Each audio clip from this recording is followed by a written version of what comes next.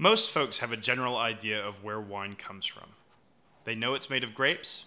They know the name of the grapes: Cabernet, Grenache, Chardonnay, Sauvignon Blanc.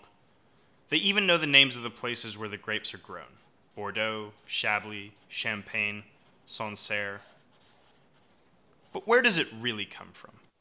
The grapes don't pick themselves, and left to their own devices, their fermentation would result in a pungent vinegar. Now there's many a wine book out there with all the helpful diagrams showing how grapes are harvested and then put into a press, a tank, or a barrel to start their fantastic voyage to becoming wine. They also show different training techniques for the vines and talk about harvest times and hand picking. So that must be it, right? All you need to understand the making of wine is a diagram, and instantaneously grapes turn into vino, Bob's your uncle, and everyone's deliriously happy. But the diagram doesn't show everything. In fact, even as a general guide, it's sadly lacking. Let's start with the first part: grapes going into the press. Is it a bag press? How much does it hold?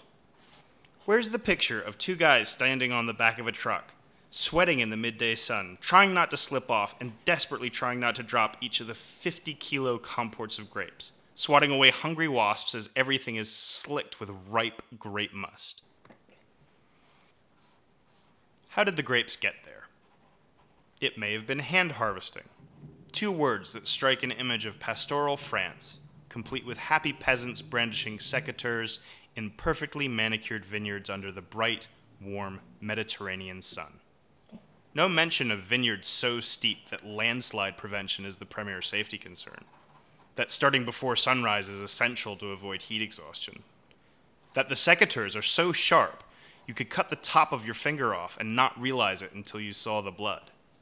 What about the selfless idiots breaking bones, running around the winery making sure that everything is getting done by doing everything? You know the most annoying thing about those diagrams? It's not the lack of context or understanding or their genuine inability to pass any useful knowledge on. Oh no. It's the arrows.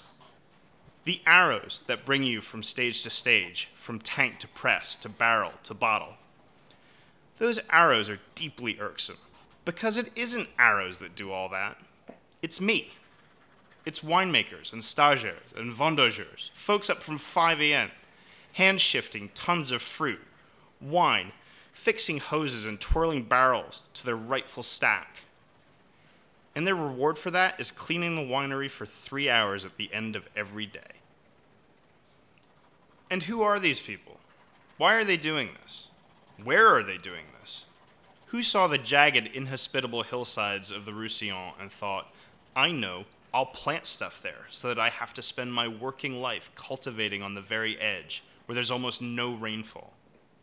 These hills that saw Hannibal on his march through Europe to Rome, witnessed the first crusades of Christian against Christian that marked the oft-disputed border of not 2 or 3 but several kingdoms over the course of history. Where do these wines come from, really, and how are they actually made? How can a diagram show all that? Where are the well-earned beers and medicinal gin and tonics? Where to fit history, geology, and geography? All these things that aren't just footnotes, but as integral to the wine as the grapes and the people that make it.